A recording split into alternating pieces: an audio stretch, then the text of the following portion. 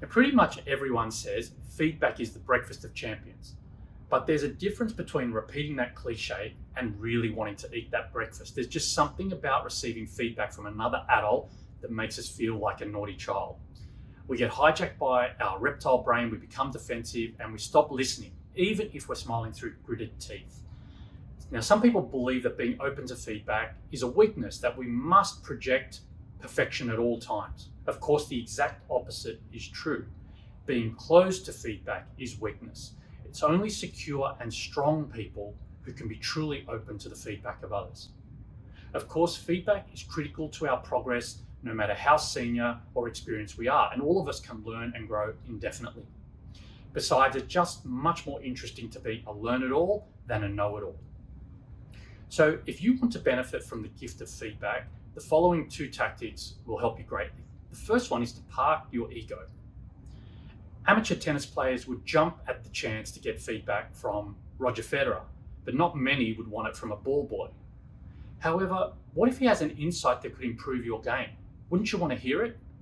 In an ideal world, the person giving you the feedback would have unquestionable credibility and great skill in delivery of that feedback. But that's rarely the case. So the primary obstruction to receiving feedback is your ego. It's the voice in your head saying, who is this person to be giving me feedback? So if you want to employ this tactic, you need to welcome feedback from wherever it comes. Even if you think the giver is completely clueless, you just never know where a great insight will come from. Consider the feedback openly in your mind, even if it feels way off. Smile and say thank you. If you really think there's no value in it, just stop there. Under no circumstances, debate, argue, or prosecute the feedback. That's your ego talking. But most importantly, pay particular attention to the feedback that really gets on your nerves. It's usually the most accurate. The second tactic is to dig for treasure.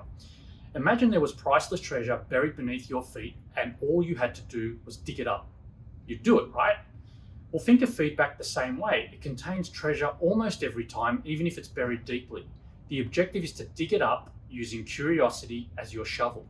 Curiosity means that you're open and vulnerable with your words, tone, and body language. The other person is likely to be a bit nervous, so your openness means you are far more likely to get the full picture, at least as they see it. To employ this tactic, listen actively and intently, not just to what's being said, but also what's not said.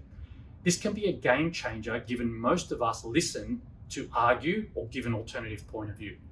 Express genuine curiosity without defensiveness. For example, no one's ever given me that feedback before. Can you tell me a bit more? Ask for suggestions to improve.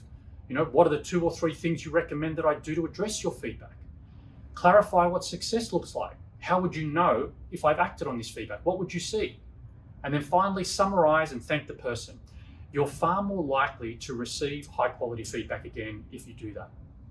I hope this video enables you to embrace feedback from wherever it comes, so that you can use it to learn, grow, and increase your impact even further over time.